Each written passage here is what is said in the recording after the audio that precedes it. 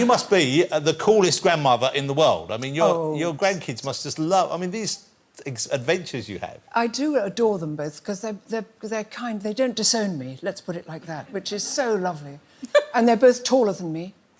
And, you know, I've got to that awkward stage where I go, darling, this would look lovely on you. And I watch their faces going, oh, you know, so I don't buy them clothes. You know, that's one of the things you learn. They're 17 and 16 now. Would I be right in thinking that almost everywhere you go, you must get recognised because of Absolutely Fabulous, because it was such a global success, wasn't it? Yeah, it was quite...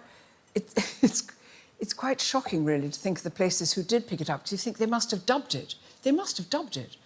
That was from the film, that lovely still of us thinking we've just hit the high spot in the south of France, not realising we're being chased by police for the murder of Kate Moss. But, honestly, I think I love doing that show more than anything in the world, because we just laughed all the time. Bambi, were you a fan? I was obsessed with Ab Fab. We sort of would hold our pens in school and sort of be like, sweetie darling, and sort of inhale the ink. And I remember, because there was this one episode of Ab Fab where I think, like, Eddie had to go and get milk and, like, at a supermarket, and she was, like, used to Harrods. And I remember thinking, whoa, you can get milk at Harrods, and thinking that was hella aspirational, and going... And living in London all my life and going, I've never been to Harrods, but when I go to Harrods, I want to get milk, because anything and then years later, my first date, a guy was like, let's go to Harrods. Do you want to go to a restaurant? Do you want to, like, window shop? It's like, to the food hall, please. I want some semi-skim milk. And I got my little semi-skim milk and felt like I'd arrived.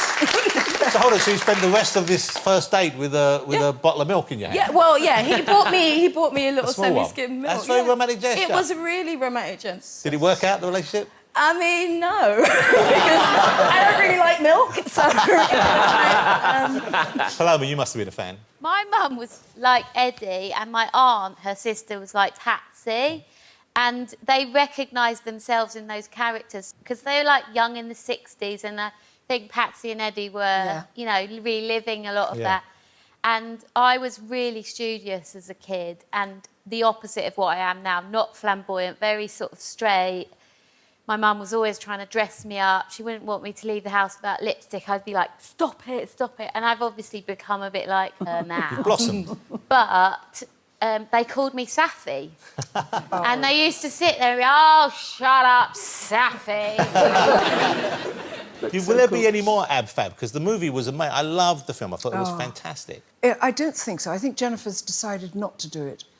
And I completely understand and applaud that. And also, we've lost June Whitfield. And in a funny way, we were all kind of loyal to it. And we're now all older, and people say, yes, but we've played older than that. We wait and see, but it's up to Jennifer. It's not up to any of us. Because I can imagine, if she were to write some more, I imagine she'd have a lot of fun with Patsy in lockdown. I know. How would Patsy have coped with lockdown, do you think? I don't think... As long as she had sort of half a room filled with cigarettes, the other half filled with bolly and vodka, I don't think she'd have noticed actually much. And the odd man sent through occasionally. But I think she would have been fine. You know, she wouldn't really notice. She's got no interest in the outside world at all, really. That's what's amazing about her.